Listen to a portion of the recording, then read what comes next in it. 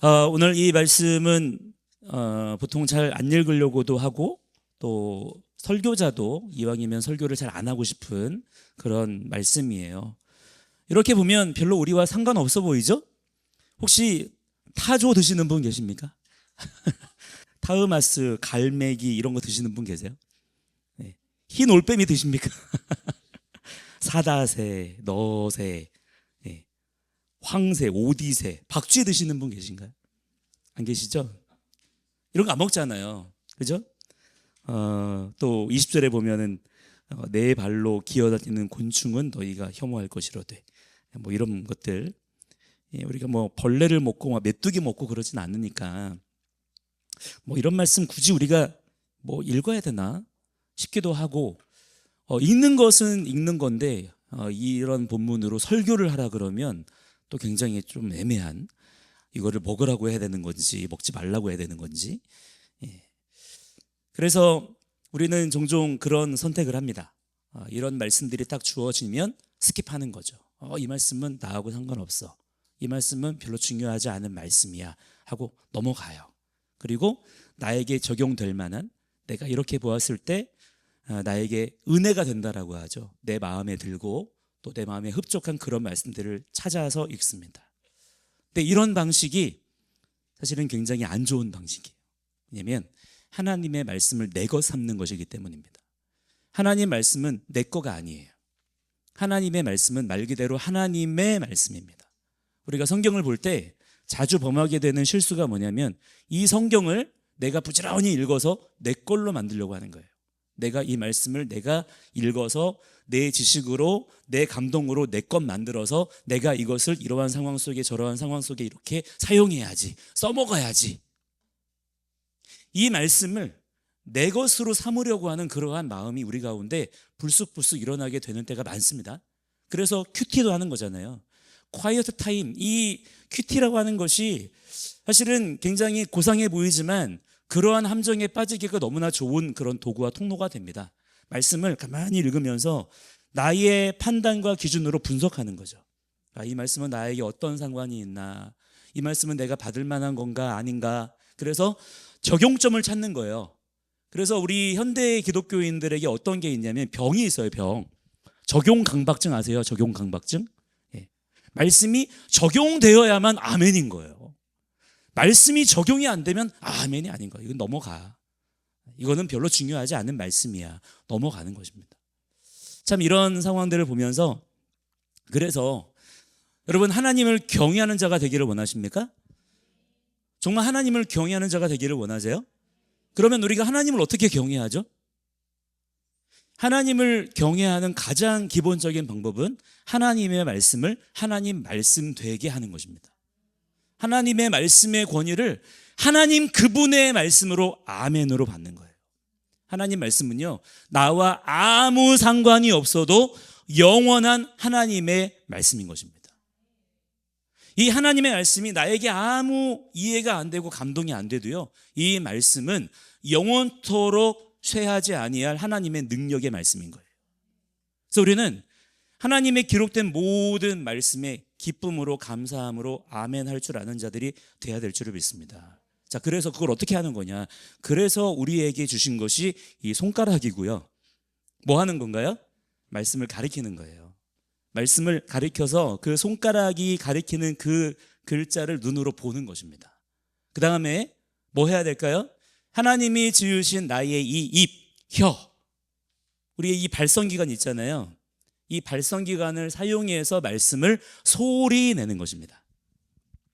너무나 놀라운 영적인 파워풀한 행위가 되는 거예요.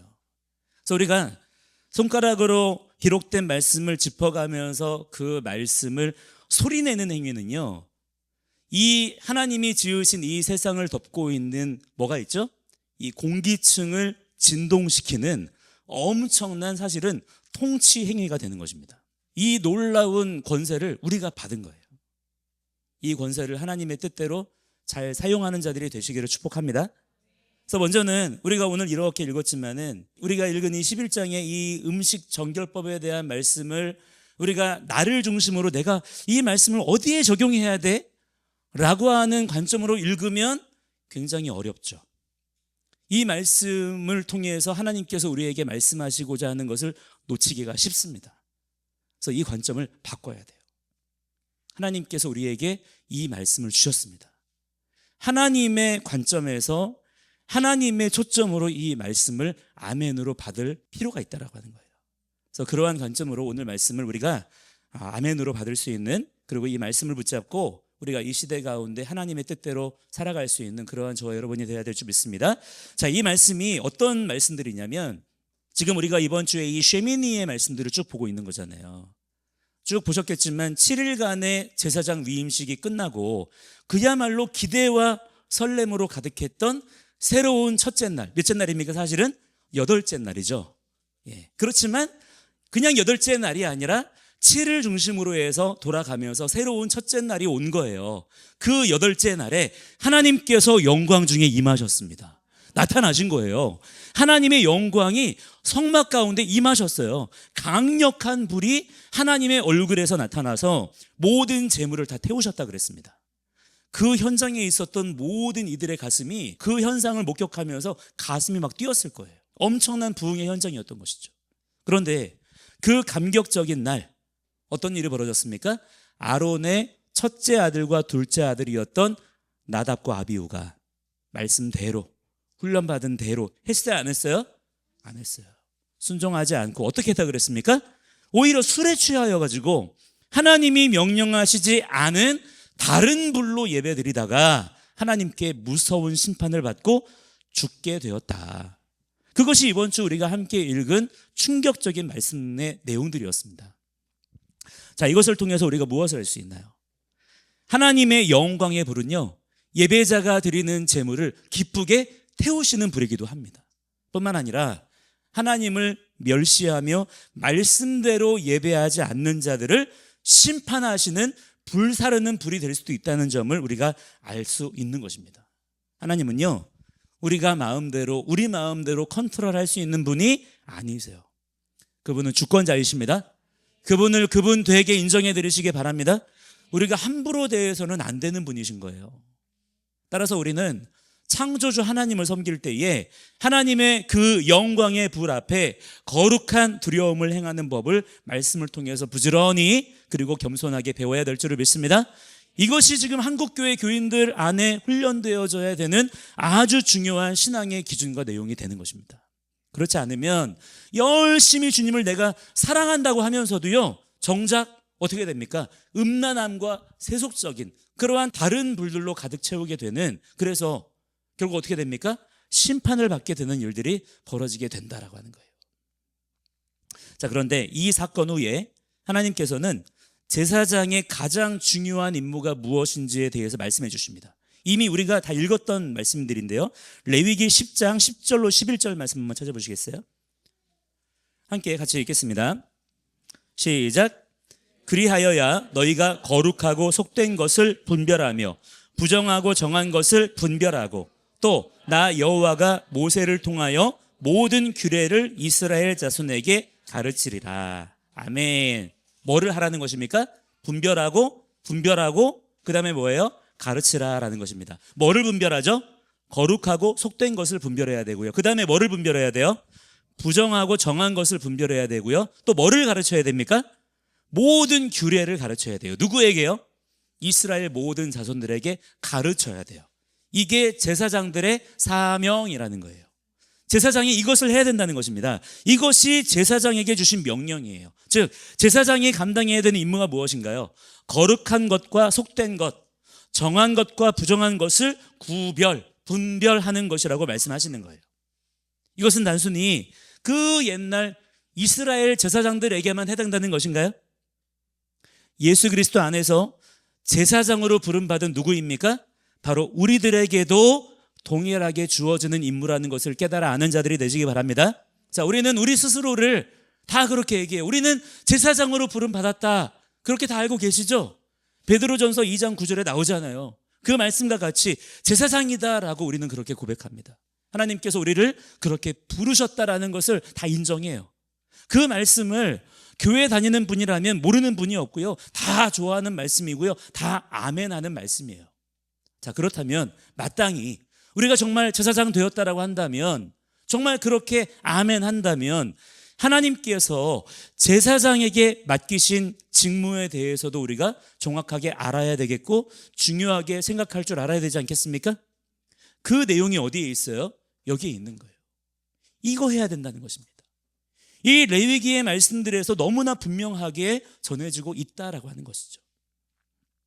제사장은 지극히 거룩하신 하나님의 가장 가까이에서 그분을 섬기는 특권을 받은 자들이에요. 아멘이십니까? 또한 하나님의 명령과 규례를 누구에게요? 이스라엘 모든 자손들에게 가르쳐야 되는 책임이 부여된 자들이에요.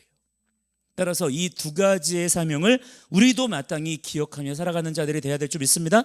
우리 또한 마찬가지로 그 사명을 지금의 이 시대 가운데 똑같이 감당하는 자들이 되어야 된다는 거예요. 그것이 바로 신앙생활입니다. 그냥 교회 왔다 갔다 하는 게 신앙생활이 아닌 거예요. 우리는 제사장으로 부름 받았다라는 사실을 먼저 1차적으로 기억을 해야 되고요. 두 번째는 무엇입니까? 그렇다면 제사장이 무엇을 해야 될 것인가?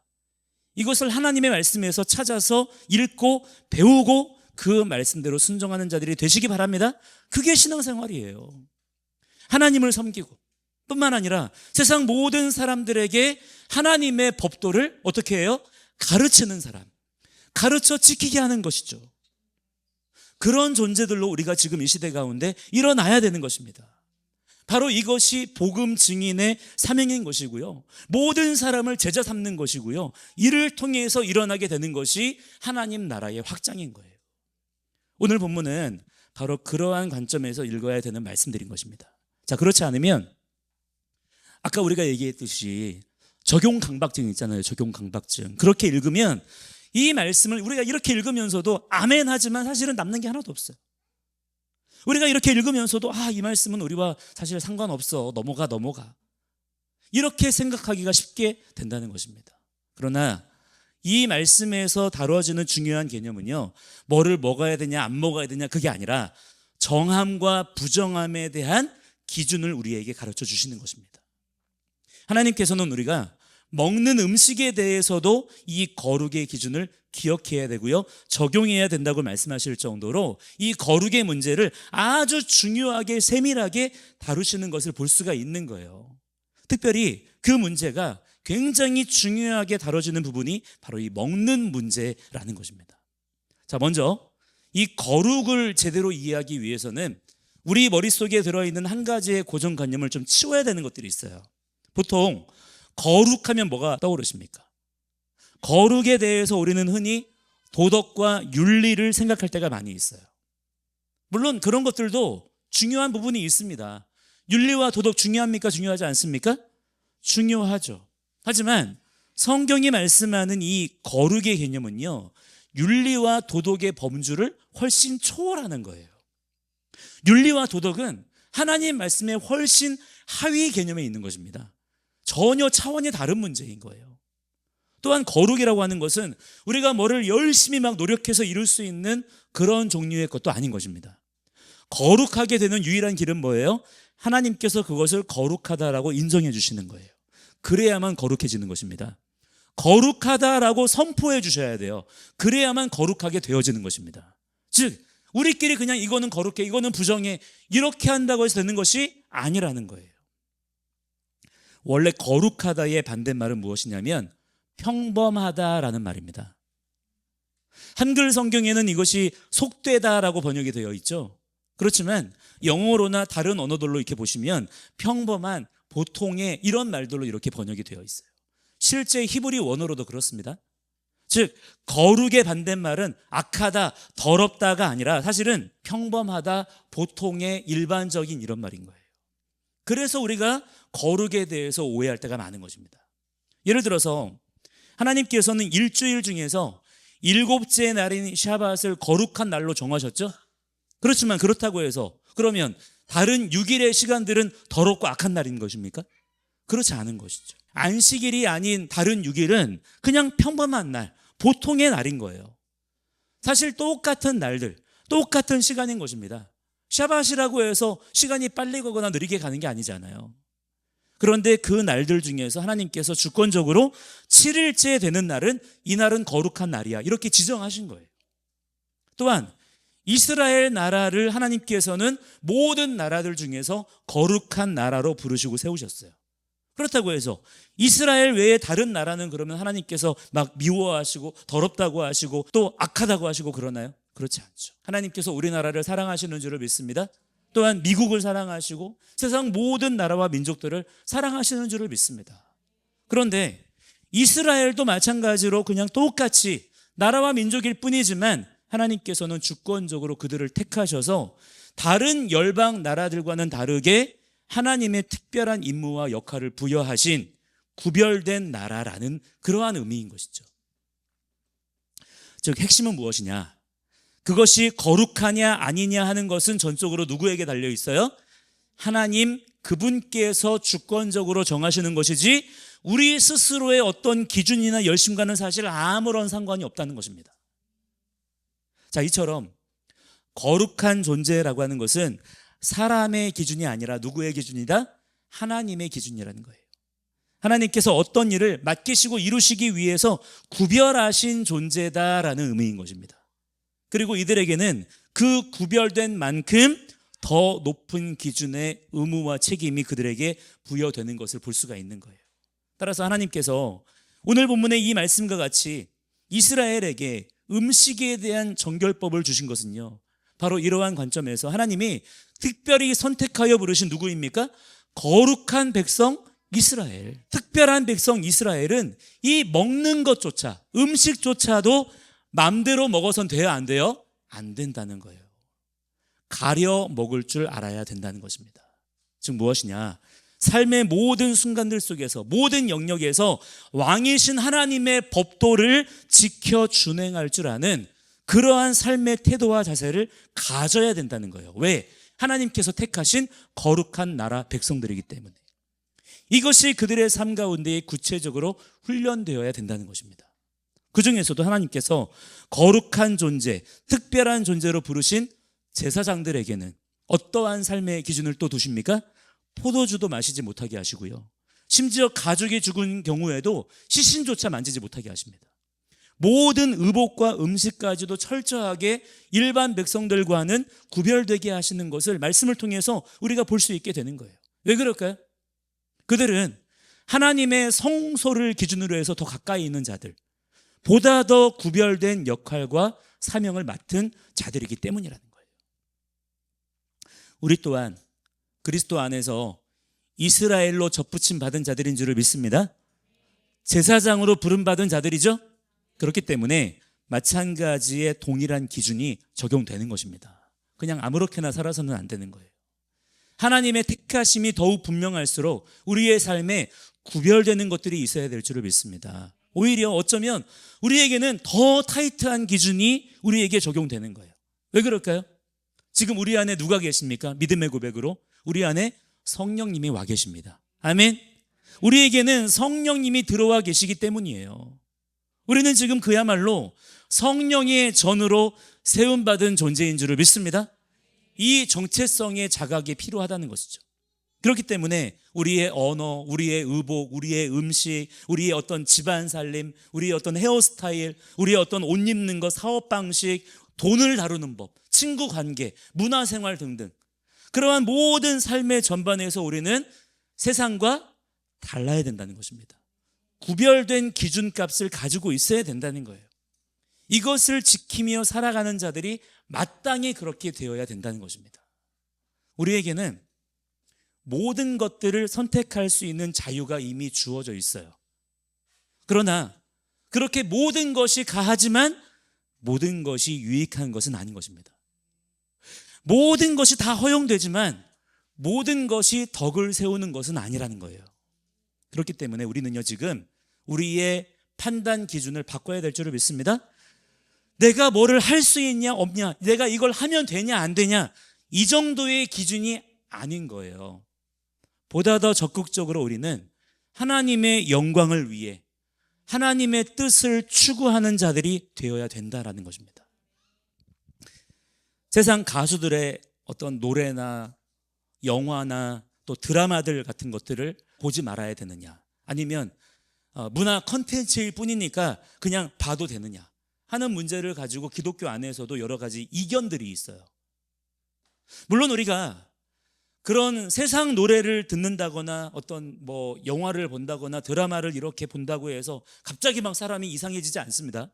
어떤 막 그런 것들을 본다고 해서 사탄 숭배자가 되거나 이교도가 되거나 막 정신이 나가거나 그러진 않아요.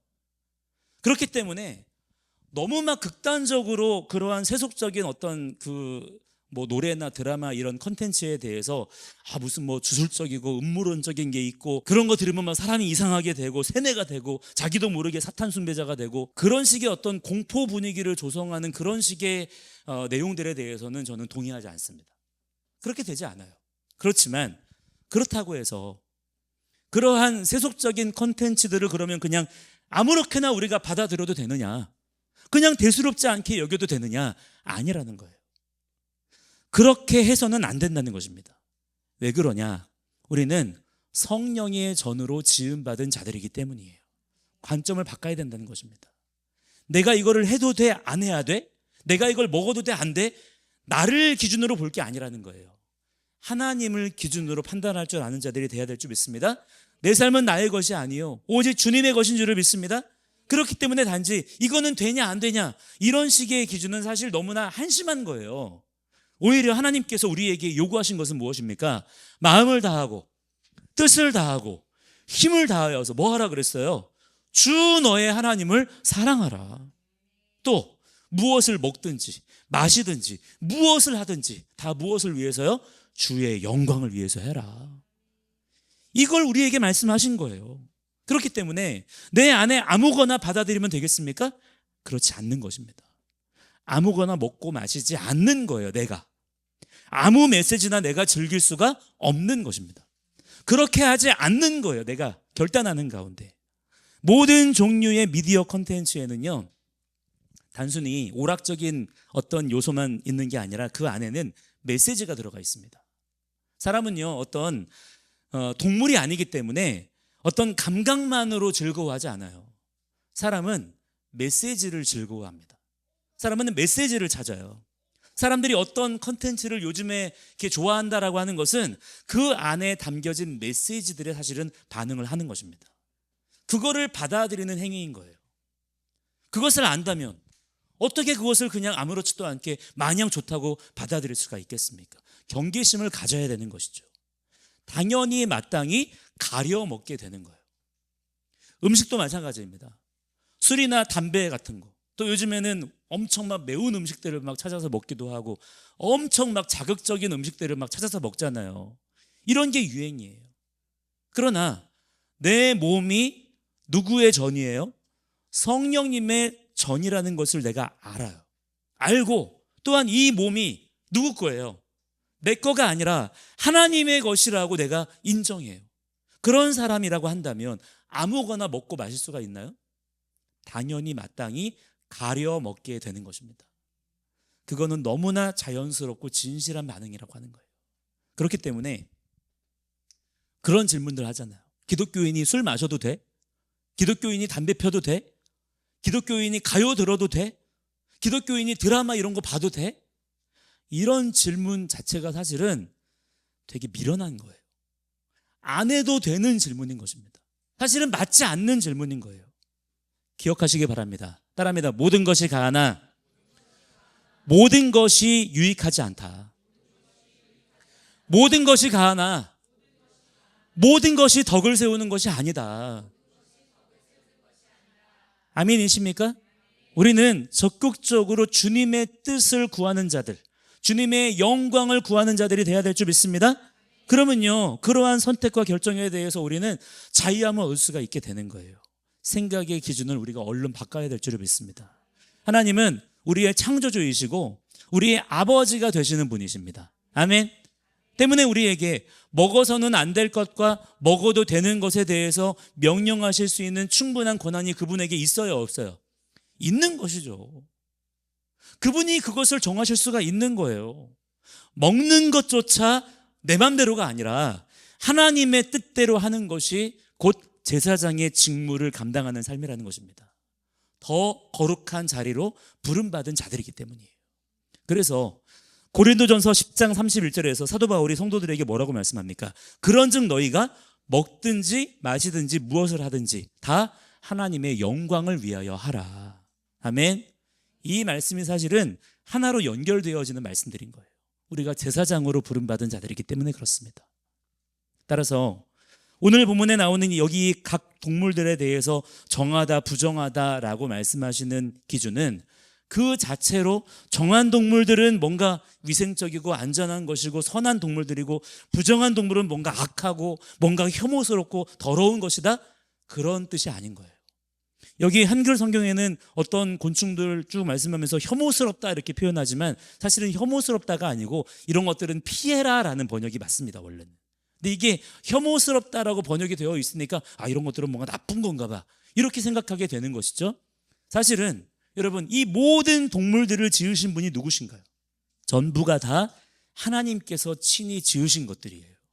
하나님께서 이 모든 것들에 대하여서 좋다, 아름답다, 선하다, 만족스럽다 그렇게 말씀하셨습니다. 그런데 왜 오늘 본문에서는 구분하시는 걸까요? 그것은 철저하게 이스라엘의 사명, 이스라엘을 향하신 훈련과 관계가 있는 거예요.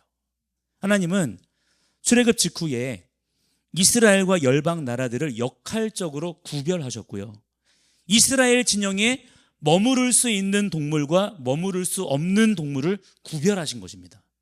이것이 정함과 부정함의 차이인 거예요.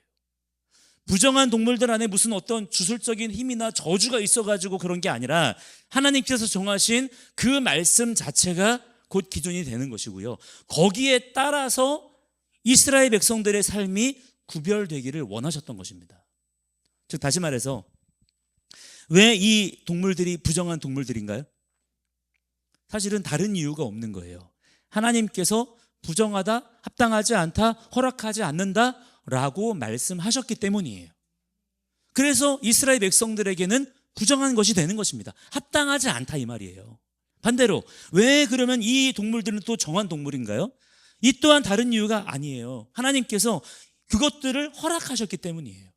하나님의 말씀이 기준인 것입니다. 그렇다면 남아있는 문제는 이거예요. 이스라엘 백성들이 오늘 하나님의 이 말씀을 통해서 정한 동물과 부정한 동물에 대한 기준을 들었어요. 받았습니다. 그렇다면 과연 이스라엘 백성들이 이 기준을 실제 그들의 삶에 받아들이겠느냐, 따르겠느냐 하는 문제가 남아있는 거예요. 핵심은 바로 이것인 것입니다.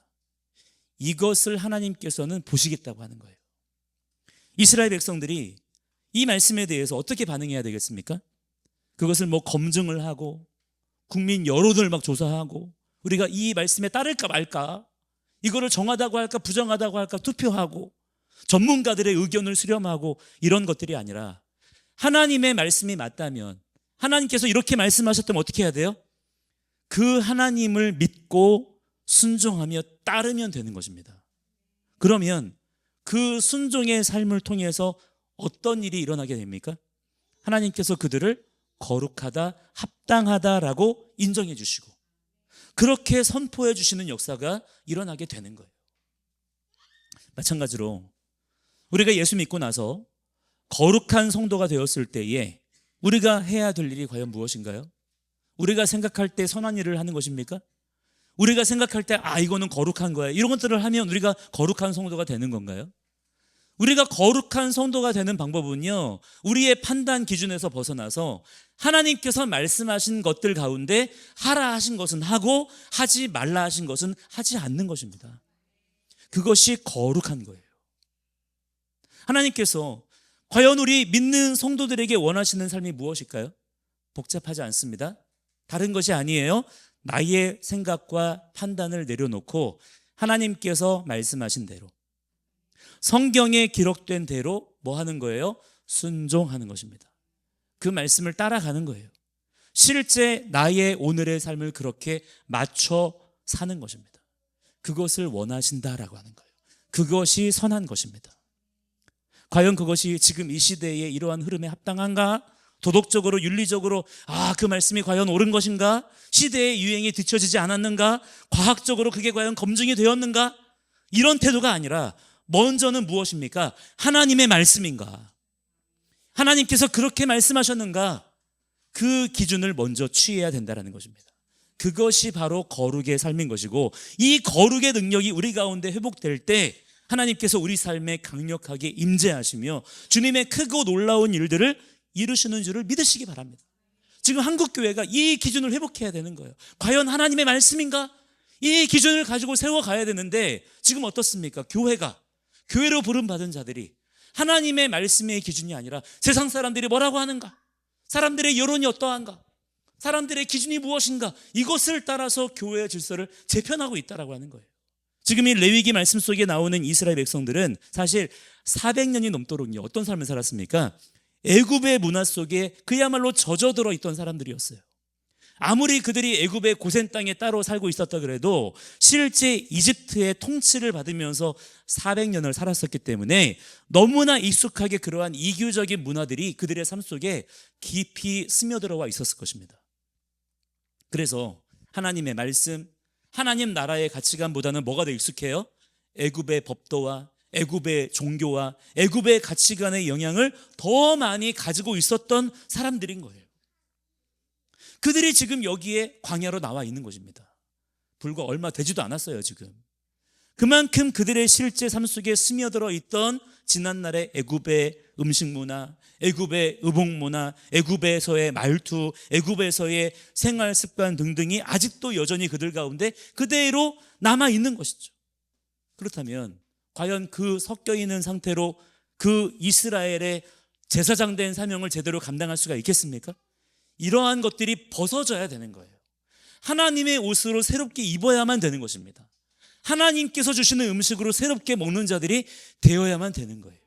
그래야만 이 땅 가운데 새로운 영향력을 발휘할 수가 있게 되는 것이죠. 그래서 광야로 불러내신 것입니다. 이 광야 땅을 걷는 동안에 그러한 구별됨의 훈련을 경험하게 하시는 거예요. 그리고 그것은 지금의 우리들에게도 그대로 마찬가지라는 것이죠. 사실 우리가 싸워야 되는 영적 전쟁의 가장 많은 전쟁터들은 바로 이런 것들입니다. 때로는 우리가 악법을 반대해야죠. 또 좌파 이데올로기와 공산주의와 싸워야 되고요. 동성애를 반대해야 되고요. 뿐만 아니라 사실은 지금 더 심각한 게 종교통합이죠. WCC, NCCK, WEA, 로잔과 같은 그러한 것들을 반대하는 그런 종류의 비교적 규모가 큰 영적 전쟁도 우리에게 분명히 있습니다. 그러나 사실 지금 우리의 삶 가운데 더 깊이 영향을 끼치고 더 많이 노출이 되고 더 많이 그래서 경험하게 되고 부딪히게 되는 상황들은요, 바로 내 일상의 삶 속에서 다반사로 일어나게 되어지는 이러한 문화와 생활 습관 같은 것들로 경험되어지는 것들이에요. 그런데 이런 것들을 우리는 사소하다고 가벼운 문제라고 넘겨버릴 때가 의외로 굉장히 많다라는 것입니다. 그런 것들에 특별한 의미를 부여하지 않는 것이죠. 별로 영적인 부담을 많이 느끼지 않는 거예요. 그러면서 서서히 잠식을 당하게 되어지고 주도권을 넘겨주고 변질되고 왜곡되어 버리게 되는 것입니다. 바로 이러한 부분들에서 하나님은 우리가 말씀의 능력을 통하여서 구별되기를 원하신다라고 하는 거예요. 이러한 작은 영역에서부터 구별의 역사가 나타나야 된다는 것입니다. 그래야만 마침내 승리할 수가 있다는 거예요. 우리는 영적인 거룩이 반드시 육체적인 거룩으로 또한 표현되고 나타나게 된다는 것을 알아야 됩니다. 영적인 것과 육적인 것을요, 따로 떼어놓고 보시면 안 되는 거예요. 어떤 분들은 영적인 거룩만 추구한대요. 그러면서 실제 내 육적인 삶에 대해서는 별로 그렇게 중요하게 생각하지 않는 거예요. 영만 중요하다고 생각하는 것입니다. 그래서 그 영까지도 함께 무너지는 것들을 경험하게 되는 거예요.